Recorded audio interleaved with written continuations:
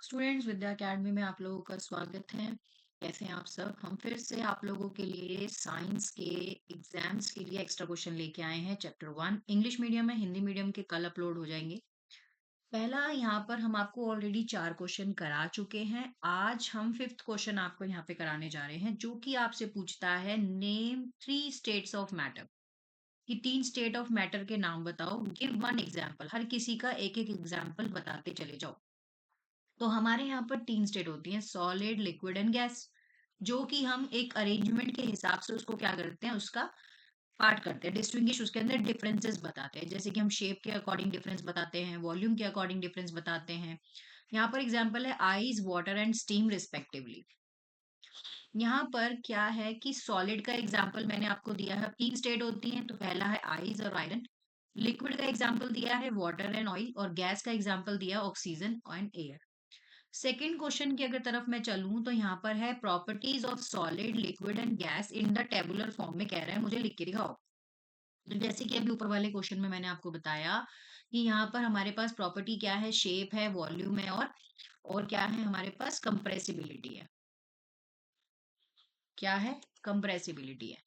अब यहाँ पर अगर मैं शेप की बात करूँ तो सॉलिड में डेफिनेट शेप होती है, वॉल्यूम की भी डेफिनेट शेप होती है, और ये इनकम्प्रेसिबल होता है। लिक्विड की बात करें तो कोई शेप नहीं होती, ना ही कोई वॉल्यूम होता है, और ना ही कंप्रेसिबल होता है। इसकी भी शेप नहीं होती, इसका भी वॉल्यूम नहीं होता, बट ये हाईली कंप्रेसिबल होता है, क्योंकि इसमें क्या होता है कि एक जगह दूसरी जगह फैलने की कैपेबिलिटी होती है।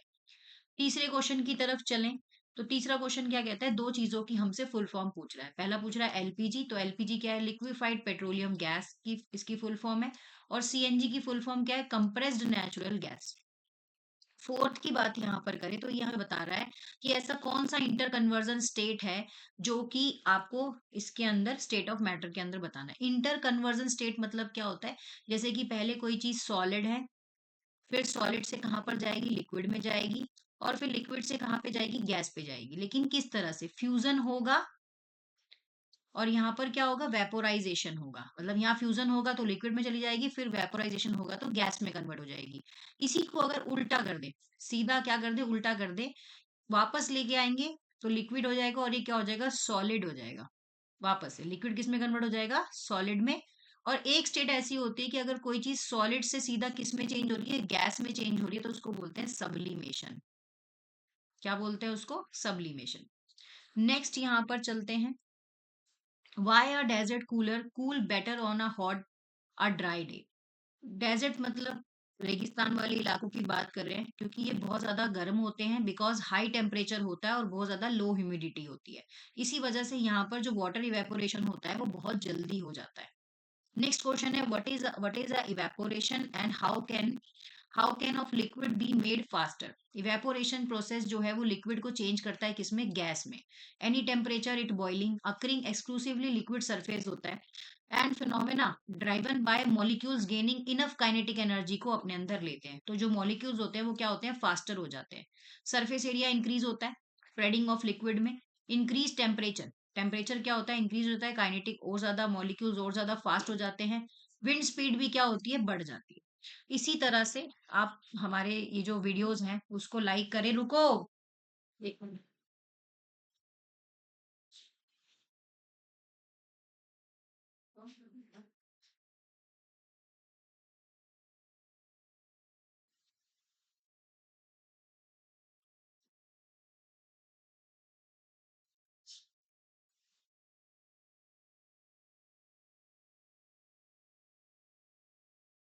ठीक है जी।